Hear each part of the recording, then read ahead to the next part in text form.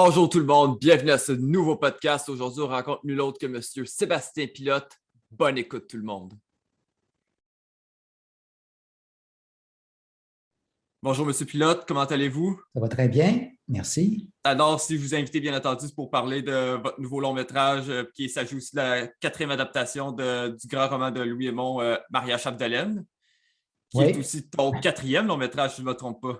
oui, tout à fait. Alors, qu'est-ce qui t'a donné envie de faire Maria Chapdelaine cette année? Ça fait déjà, c'est au moment où je préparais mon deuxième film, Le Démantèlement, OK? que j'ai pris, en fait, c'est là qu'il m'est apparu en fait l'idée que mon prochain film allait être Maria Chapdelaine, même si j'ai eu le temps au fil des années de faire un troisième long métrage qui est La disparition de Luciole. Mais Ouais. après le démantèlement, normalement, en continuité, j'aurais souhaité que ce soit Maria Chapdelaine. Et c'est vraiment, j'étais dans un chalet sur le bord du lac Saint-Jean, à Saint-Henri-de-Taillon, tout près de l'Action où se déroule Maria Mhm. Chapdelaine. Il y avait un seul livre dans la petite bibliothèque du chalet. Il y avait peut-être un bottin de téléphone, quelques magazines, puis il y avait un seul livre, et c'était Maria Chapdelaine. J'ai recommencé à le lire comme ça à temps perdu, et finalement, j'ai passé au travers. Et c'est là que je me suis dit, je pense que ça serait faisable de le refaire ici au Québec, de le Mhm. faire chez moi au Lac-Saint-Jean, de tourner ce film-là au Lac-Saint-Jean. C'est une petite maison, finalement, parce que c'est juste une petite maison dans la forêt, hein, Ouais, c'est ça. comme décor. C'est pas on ne doit pas reconstruire tout, disons, Chicoutimi ou Québec à Non, l'époque. non, non, non. Et pour moi, c'était un roman qui me donnait la possibilité de m'exprimer encore sur des thèmes que j'avais déjà abordés dans mes deux premiers longs métrages, dans Le Vendeur Mhm. et dans Le Démantèlement.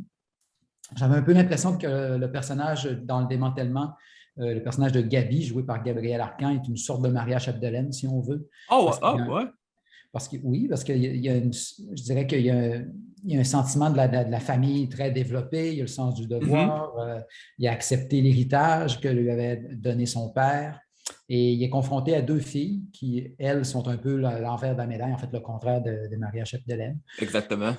Et ça me permettait, c'est ça, avec cette vieille histoire-là que tout le monde croit connaître ou que tout le monde connaît, je pense que je pouvais raconter quelque chose de nouveau et exprimer des choses qui sont nouvelles, même si on a l'impression que l'histoire est archi connue, puis a été Ben maintes non. fois récupérée, maintes fois adaptée. Il y a eu des bandes dessinées, il y a eu des suites, ça a été mythifié, même les personnages sont devenus des archétypes. Ouais, ça, non, il y a eu différentes adaptations. Oui. Fait que pour moi, bon, c'était la quatrième adaptation. On m'a souvent demandé pourquoi faire une quatrième adaptation alors qu'il y en a déjà eu. Puis pour moi, ce genre de questions-là, on ne parle pas de cinéma là, pour moi quand Non? on s'interroge sur ce genre de questions-là, parce que pour moi, l'histoire de départ, c'est un prétexte à faire un film. C'est Ah dans oui, le fond, c'est comme la belle excuse pour faire du cinéma. ben, Puis, ça valait la peine de faire ce film-là parce que je l'ai vu lundi puis j'ai beaucoup aimé. ben merci. S'il y avait eu 10 adaptations, j'aurais souhaité faire la 11e. C'est ça que Ah j'aime ouais. dire un peu à la blague, là. Ouais. Hey, écoute, là, il y a 4 adaptations de Star is Born, fait que pourquoi pas faire une quatrième adaptation de Maria Chapdelaine? C'est ça. Mais c'est un roman que tu avais lu dans ta jeunesse? C'est un roman. Étrangement, je ne me souviens pas de la première lecture. D'après moi, selon moi, ça devait être au cégep. J'ai OK? étudié en art, en fait, j'ai étudié en littérature au cégep. Mhm. Et selon moi, la première lecture, c'était au cégep, mais je me souviens, je dirais, de la deuxième fois lorsque je me suis intéressé au roman, c'est plutôt à l'université. J'avais eu même un projet de un court-métrage documentaire qui s'appelait Le complexe d'Eutrope. Et j'avais Ouais. donc étudié quand même assez bien le roman. Il y avait des figures là-dedans qui m'intéressaient, qui m'interpellaient. Évidemment, j'ai complètement oublié ça par la suite, les années suivantes, mais c'est plus tard que j'ai redécouvert le livre. Mais c'est un livre que je connaissais assez bien. Parce que j'avais l'impression de me reconnaître un peu là-dedans. Je reconnaissais évidemment des membres de ma famille. Pour moi, Maria Chapdelaine, ça me fait beaucoup penser à ma mère. Ben ouais, mais c'est une Évidemment, belle ma histoire de grand-mère famille. aussi, puis des personnages comme mon grand-père, de la famille, finalement. Mais est-ce que tu avais regardé les autres adaptations pour t'influencer ou tu as décidé de ne pas les regarder pour pas trop influencer ton scénario? Euh, Quand j'ai commencé à travailler sur le projet, j'ai voulu regarder la version de Gilles Carle et Mhm. j'ai arrêté, je dirais, après 5 minutes. Ça me dérangeait. je voyais la qualité de la reconstitution et tout ça, et je n'avais pas le goût de commencer à me comparer tout ça. J'avais quand même en mémoire le film de Julien Duvivier, le premier qui a été fait dans les années 30 avec Jean Gabin. Oh, wow. Celui de Michel Morgan, souvenir en fait très, très flou. Mais donc, je n'ai pas revu le film de Gilles Carle, je n'ai pas vu les autres versions. Pour moi, je ne voulais pas faire ce qu'on appelle un remake, comme on appelle. Non, c'est ça, tu voulais faire ta propre adaptation. Juste l'impression de faire une relecture du roman, finalement. Fait que pour moi, c'était pas quelque chose que je souhaitais que de revoir les autres films, de m'inspirer des autres films. Pour moi, la source, c'était vraiment le roman. Mais qu'est-ce qui t'a convaincu dans le casting de Sarah Monpetit, qu'on connaissait toutes dans ce temps-là comme étant une militante pour l'environnement, tu sais, qu'elle était la bonne Maria Chapdelaine, parce que d'ailleurs, elle était très bonne dans sa performance? Sarah, elle nous avait envoyé un self-tape. Donc, elle a répondu à un appel qu'on avait fait. On avait lancé un appel à tous pour découvrir peut-être une jeune actrice qui n'était pas encore une actrice, quelqu'un, ce qu'on appelle une non-professionnelle ou quelqu'un qui n'avait pas d'expérience. Et parmi un millier de candidatures, là, on avait repéré celle de Sarah. Et Sarah, donc, elle est venue, elle a eu plusieurs séances d'audition à travers des actrices, je dirais, plus établies, qui avaient des expériences soit en télé ou en cinéma ou au théâtre ou en formation. Et Sarah, pour moi, s'est démarquée dès le départ. Ça m'a un peu sauté aux yeux. Ce qui m'intéressait chez elle, c'est le fait qu'elle ne soit pas connue. Le roman, le titre du roman, en fait, le nom du personnage est tellement archi connu que je trouvais ça intéressant d'aller chercher une actrice qui, elle, ne l'était pas. Pour qu'on puisse s'identifier davantage au personnage qu'à l'actrice elle-même, mais aussi pour qu'on puisse y mettre du sien. Pour moi, un acteur comme ça, qui est un acteur non professionnel, bon, Sarah a commencé à prendre des cours, maintenant, elle va devenir une actrice professionnelle déjà, mais je veux dire, au départ, pour moi, c'était d'aller chercher son grand naturel. Puis, pour moi, c'est une actrice de cinéma, Sarah. Elle a une espèce d'intuition, une intériorité. Ah, elle était très bonne. Mais merci.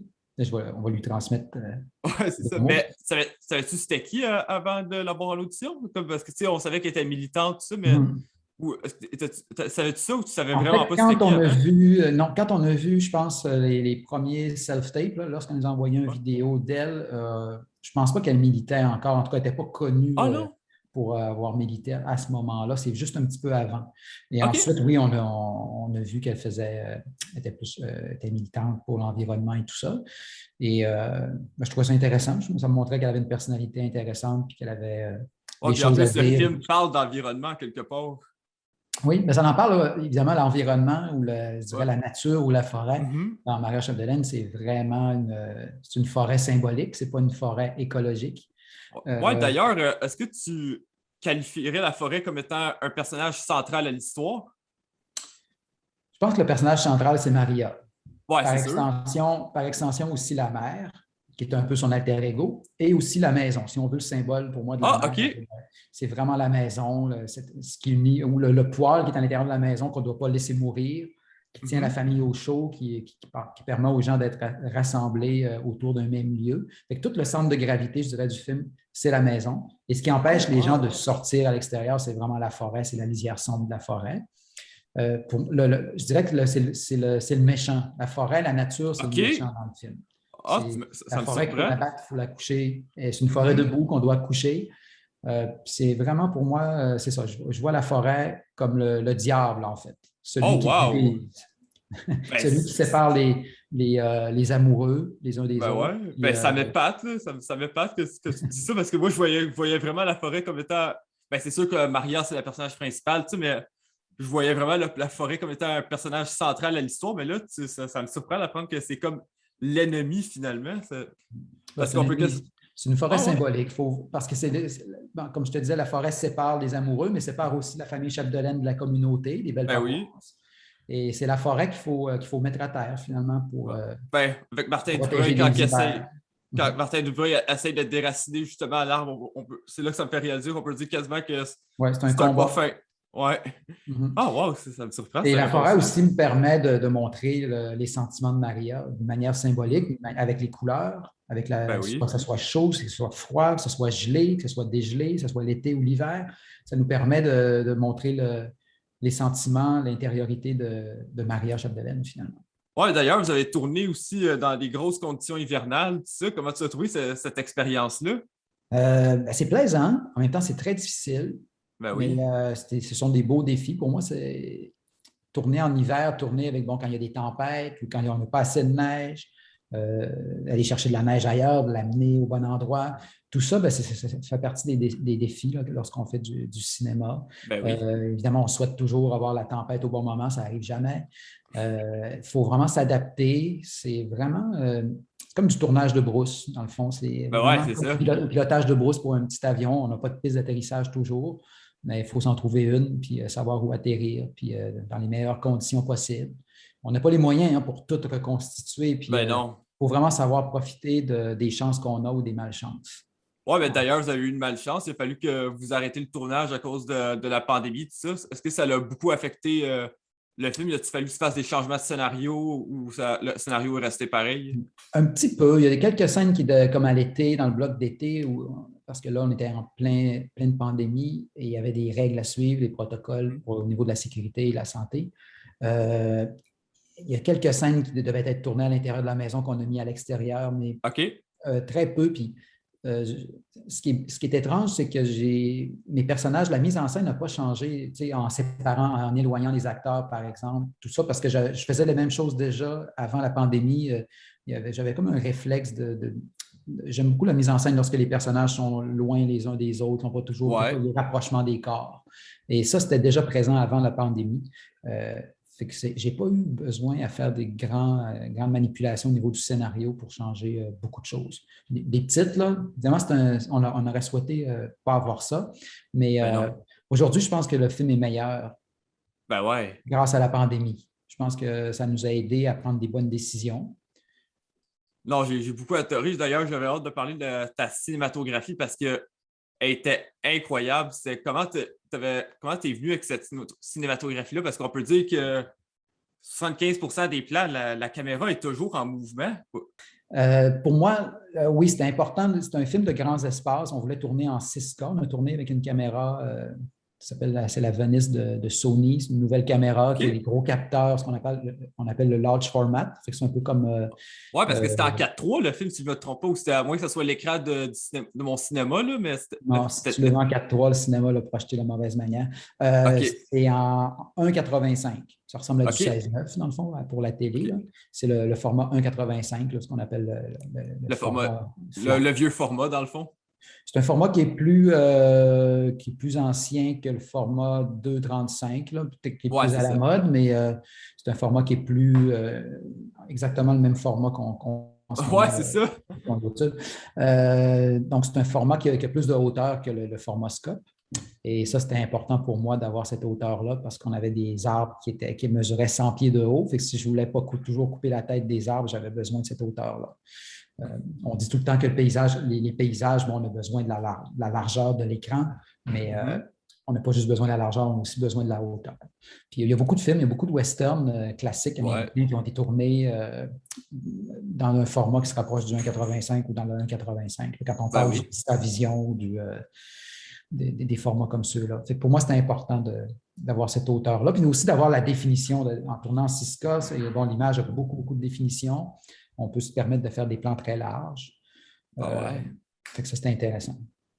Ouais, non, mais comme tu sais, par exemple, est-ce que la moitié des scènes en hiver étaient toutes tournées avant la pandémie ou il a fallu que vous en recréez en été un peu?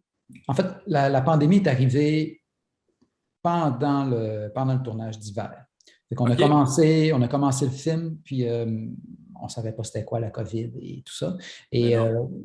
quand on accumulait les jours, puis à un moment donné, on s'est retrouvé en pleine pandémie. Là, il y avait des événements qui étaient annulés, là, les activités sportives étaient annulées, et là, le tournage continuait, mais à chaque journée, c'était un défi là, que de pouvoir continuer. Il y avait de la gestion de crise à tous les soirs. Il fallait parler à l'équipe, les rassurer. Maintenant, on était isolés dans la forêt depuis plus d'un mois, 2 mois, dans le nord du lac Saint-Jean. C'était un endroit relativement sécuritaire. Il n'y avait pas de cas de COVID, de Mais non. pandémie. Il n'avait pas encore atteint la région du lac Saint-Jean à ce moment-là, en tout cas le nord du lac. Puis, mais fait que c'est vraiment apparu. Puis à la dernière journée de tournage du bloc d'hiver, là, ça devenait difficile. On ne pouvait pas tourner la veillée. Il y a une veillée chez le personnage joué par Gilbert Sicotte, avec Mhm. une cinquantaine de personnages là, dans une petite Ben non, c'était maison. beaucoup. Là, c'était trop difficile. Ah, ben c'est sûr qu'au moins, ça devait être le fun quand tu as pu recommencer à tourner le film parce que retrouver la gang, puis au moins, j'imagine que le set était encore là, vous n'avez rien démoli, tout ça. En fait, on a arrêté après ça pendant l'été. On a attendu la fin de l'été pour continuer à faire le bloc de tournage d'été. Mais là, à ce moment-là, il y avait une incertitude. On ne savait pas est-ce qu'on va pouvoir reprendre le Ah, OK, film. c'était prévu que le tournage était pour arrêter à un moment donné. Oui. On avait 2 blocs de prévus pour tourner les différentes saisons. OK. Et fait que le tournage d'été, oui, a été interrompu, mais ça, c'était prévu. Mais quand on a repris, là, il y avait quand même. On était le premier tournage de cinéma à reprendre Ah, OK, je ne savais pas ça. pendant la pandémie. Fait qu'il y avait toutes sortes de nouvelles règles. Les techniciens n'étaient pas encore habitués à travailler avec les protocoles. On se posait beaucoup de questions. Fait qu'on expérimentait un paquet de choses euh, au niveau de santé publique. Là. Ouais. Ben, c'est bien fait. Mais ceci, c'est aussi, si je ne me trompe pas, ton premier film qui ne se déroule pas à l'époque moderne. Oui, tout Puis à fait. est-ce que maintenant que tu as fait Maria Chapdelaine, est-ce que tu comptes continuer d'en faire encore des films dans l'époque du passé ou ou tu as des plans encore pour d'autres films encore dans le temps moderne? Ben, c'est plaisant, tourner un film qui se passe dans une autre période, une autre époque, c'est toujours intéressant au niveau de la reconstitution, travailler les décors, parce qu'on doit construire souvent. La direction artistique, ça devient passionnant, c'est toujours intéressant. C'est une valeur ajoutée, comme on appelle production value, par Ouais. rapport pour le public. Mais en même temps, c'est pas. Non, il faut que ça vienne naturellement. Je n'ai pas le goût de faire des films d'époque pour faire un film d'époque. Mais non, c'est ça. Très difficile. C'est très difficile avec les moyens qu'on a au Québec de tourner sans, sans se limiter à des décors intérieurs, par exemple. C'est très difficile, par exemple, si tu dois reconstituer une ville comme Chicoutimi ou Québec, ça devient Ouais. Non, ça devient extrêmement difficile, surtout si tu veux éviter, comme moi, je le souhaitais le faire, d'éviter le CGI, là, éviter les effets spéciaux. Ben ouais. Fait que ça prend des moyens, puis on ne les a pas toujours. Mais il y a Mais moyen non. de faire des films d'époque qui se passent dans un lieu, Ouais. qui se passe dans un décor unique. C'est Faut avoir intéressant la parce que ça nous bonne permet de idée. traiter de manière différente, je dirais, l'actualité puis le monde moderne dans lequel on vit. Ouais. Mais d'ailleurs, tu as décidé de diviser le film en chapitres. Pourquoi tu as eu cette idée-là? Parce que moi, j'avais beaucoup aimé cette idée-là. Fait que c'est pour ça que j'aimerais ça en parler. Le film est divisé en 5 chapitres Ouais. mais en 3 grandes parties. Fait que le film, on Mhm. pourrait plutôt le diviser en 3 parties, mais il y a 5 chapitres qui sont illustrés par un titre ou un sous-titre, un intertitre. Ouais. Pour moi, c'est important. Le roman de Louis Aymon avait été publié en 1913 dans un journal et ça a été Mhm. publié en feuilleton. Puis ça, je voulais retrouver le côté feuilleton, le côté on raconte Oh, un récit. oh, Et vraiment ça me permettait d'exprimer des choses aussi avec les titres, que j'aime beaucoup les titres des chapitres, et de revenir vers quelque chose de plus littéraire, mais aussi de casser, je dirais, la dramaturgie du drame habituel. On tombe OK. plus au niveau de la chronique, et ça, je trouvais ça intéressant. Pour essayer de sortir le spectateur. À chaque chapitre, OK, on recommence à bâtir Avoir une quelque nouvelle chose de histoire, dans le nouveau, fond. si on veut. Ouais. Fait Ouais. que, parce que ces chapitres-là, bon, divise bien, je trouve, divise bien Ouais. l'histoire du roman. Ouais, mais ouais, t'as tout à fait raison. Puis, ce qui m'a surpris au début, c'est que vous avez fait une mention au sujet du langage du genre qui fait offenser. Pourquoi l'avoir mentionné?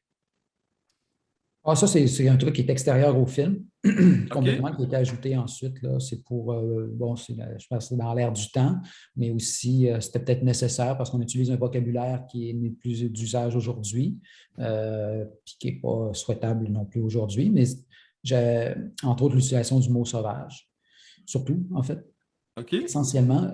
Et pour moi, j'avais longuement réfléchi à cette question-là, puis je considérais qu'étant donné que la source existe, que le roman existe, j'aurais trouvé ça un peu hypocrite que je dirais, de blanchir les personnages en leur enlevant des mauvais traits de caractère ou des défauts ou des travers.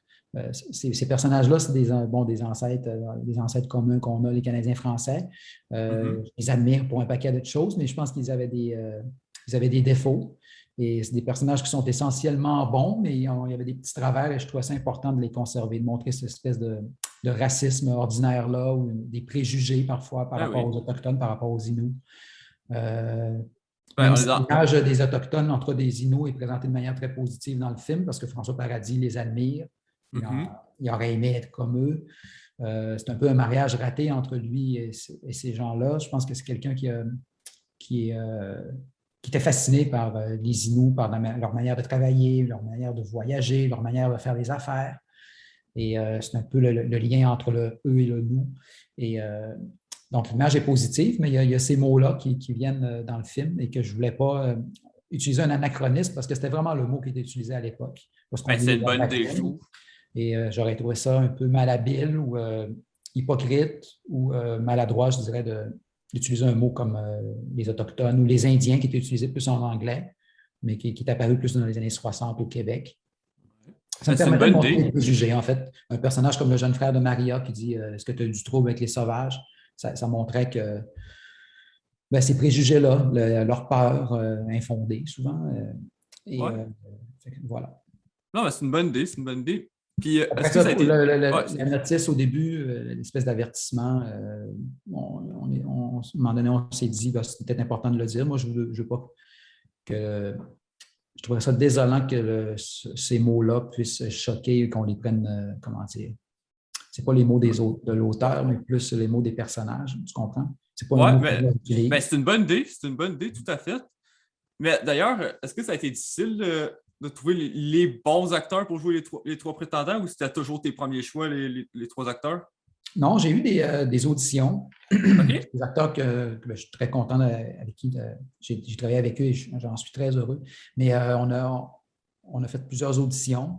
Ce que je souhaitais par rapport à ce qu'on appelle les prétendants, les trois garçons qui tournent autour de Maria, ce que je souhaitais, c'est qu'ils soient vraiment interchangeables. Lorsque je trouvais, pour moi, trouver celui, par exemple, Robert Naylor qui joue Lorenzo Surprenant, pour moi, je pouvais le mettre dans les trois cases. Je pouvais le mettre dans les trois rôles. Et ça, c'est important parce que pour moi, ils sont un peu des alter-ego. C'est des personnages qui... plusieurs facettes de la même médaille, je dirais. Une médaille à trois faces. Fait que pour moi, c'était important que je puisse voir ces acteurs-là dans les trois rôles. C'est de cette manière-là que j'ai travaillé pour pouvoir les trouver. Oui, parce qu'Antoine Olivier Pilon, je pense qu'il y avait le bon casting pour Eutrope, tout comme Robert Naylor avec Lorenzo, puis Émile Schneider avec François Paradis. Et pour moi, c'était important que je puisse les imaginer dans les trois rôles. Ça fonctionnait pour moi. D'ailleurs, je les ai auditionnés dans les trois rôles constamment. Ah ouais? Antoine essayait les deux autres rôles et quand je trouvais un acteur qui me plaisait dans les trois rôles, pour moi, c'était gagné. OK, mais est-ce que c'était... Mais dans le fond, est-ce qu'il y en a un des trois que tu avais failli de. Mettons exemple, est-ce que tu as failli donner le rôle de Lorenzo à Antoine, puis finalement, tu as décidé Robert? Y a-tu eu un peu de ça ou finalement ça. Il y a eu un peu des hésitations. Des fois, je dirais que j'avais une préférence toujours, puis c'est pour ça que je les ai placés dans ces rôles-là, mais c'était plus une manière de voir. Dans ma manière de l'écrire, j'ai voulu vraiment que ces personnages-là, pour une fois, arrêtent de s'opposer de la même manière qu'on en a parlé toujours depuis 100 ans du roman. On oppose beaucoup, il y a comme une dualité entre le progrès, le conservatisme. Et pour moi, c'est beaucoup plus compliqué que ça, ces personnages-là.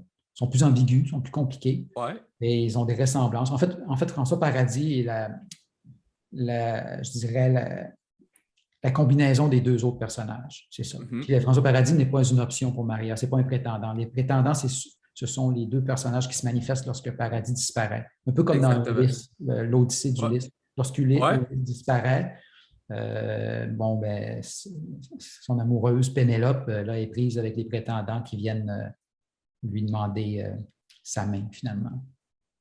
Oui, mais d'ailleurs, tu as mis Gilbert Scott dans le film qui était dans l'adaptation originale. Est-ce que c'était un peu pour... faire un clin d'œil au premier film, le casting de Gilbert, ou c'était comme un peu hasard? Gilbert Scott est le seul acteur qui a joué dans 2 versions de Maria Chapdelaine. Ouais. C'est une belle anecdote, mais c'est vraiment une anecdote. C'est pas. OK, c'était pas voulu de faire un petit clin d'œil. J'ai voulu retravailler avec Gilbert parce que j'avais travaillé avec lui dans mon premier film, Le Vendeur. C'est un souhait de pouvoir retravailler avec. C'est un excellent acteur. Oui, c'est un excellent. Pour moi, c'est une Formule 1 comme acteur. Ouais. Mais en fait, c'est une anecdote. Après ça, je me suis aperçu, c'est vrai, Gilbert jouait dans le film de Gilles Carle. Je trouvais ça intéressant parce qu'il jouait un des jeunes frères de Maria Chapdelaine. Ah ouais? Il joue comme le patriarche, finalement.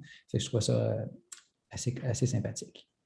Oui, mais d'ailleurs, il y a un plan que j'aimerais parler, que j'ai beaucoup aimé dans le film, c'est la scène de quand Maria sort dehors en pyjama, tout ça, quand elle apprend que François est décédé, tout ça, qui était tourné en un plan fixe. Qu'est-ce que tu voulais représenter dans ce plan-là? Mhm. Pourquoi en plan fixe, ça? Qu'est-ce que tu voulais représenter dans ce plan-là? Ben, ça montre beaucoup c'est l'intériorité de Maria à ce moment-là. Le personnage de Maria tente de sortir de la maison, même s'il fait très froid dehors, elle laisse la porte ouverte, elle s'éloigne de la maison. Quand je disais que la maison avait une force, un pouvoir, une force de Ouais. gravité, euh, une force d'attraction pour attirer les personnages à l'intérieur, les empêcher de sortir parfois, ben là, c'est illustré d'une manière au niveau de la mise en scène. Je trouvais ça intéressant qu'elle soit là. Quand on lit le roman, on aurait le réflexe de penser que Maria s'approche de nous pour pleurer la mort de François Paradis, alors que je trouvais ça plus intéressant, plus fort que de la voir s'éloigner et qu'on la ramène ensuite dans la maison parce que le père va la chercher à l'extérieur parce qu'elle va mourir gelée. On peut comprendre, on peut voir là aussi qu'elle essaie de rejoindre son amoureux qui est dans la forêt. Elle est attirée, elle aussi, par ce que je disais, le diable qui est la forêt. Ouais, parce qu'elle l'aimait beaucoup, François Paradis, là. Ben, c'est son amour de jeunesse, c'est son prince charmant, Ouais. c'est celui avec qui on ne peut pas se marier. C'est un prince charmant, le premier amour. C'est pour ça que je Mhm. dis que François Paradis n'était pas une option. On ne peut pas se marier Non. avec son prince charmant. C'est rare que ça arrive. Ben non. Le vrai dilemme du film, c'est partir ou rester. Est-ce qu'elle Ouais. doit s'en aller aux États-Unis, devenir une Américaine, ou rester et être fidèle à soi-même, finalement, fidèle à sa famille, fidèle aux siens? Ouais, non, c'est une bonne façon de voir ça, c'est vrai. Parce que comme je te dis, la maison, c'est un personnage, puis dans le fond, c'est faut pas sortir de la maison. Puis je pense que c'est l'exemple parfait que tu viens de donner, justement. Mhm. Ben, parce Ouais. que l'extérieur, la forêt, ben, ça C'est le représente la diable. mort, c'est le diable, c'est ça. Ouais. Ah, ben, c'était tout pour cette entrevue, Monsieur Pilote. Merci beaucoup d'avoir donné votre temps. Ben, merci à toi d'avoir donné ton temps. C'est très généreux de ta part de faire ce genre d'entrevue puis de Ben oui, vidéo. ben oui. On parle de cinéma, on met de la viande autour de l'os. Ouais, puis il faut surtout encourager les gens à aller voir le film au grand écran parce que moi, je pense que c'est le film, un des films à aller voir cet automne au grand écran avant plusieurs autres films parce que, écoute, là, il y a des super belles vues de paysages, tout ça, puis faut Mhm. voir le film, là, tu sais, c'est important d'aller au cinéma, là, ces temps-ci. Ben, on pense pareil. Ouais, mais non, mais je dis ça pour ceux qui ne sont pas encore convaincus. Mhm. Ben, j'espère que ton entrevue va convaincre les gens. Ben, on le souhaite tout, on se croise les doigts. Merci. C'est bon, merci beaucoup à vous, Monsieur Pilote. Salut. Salut.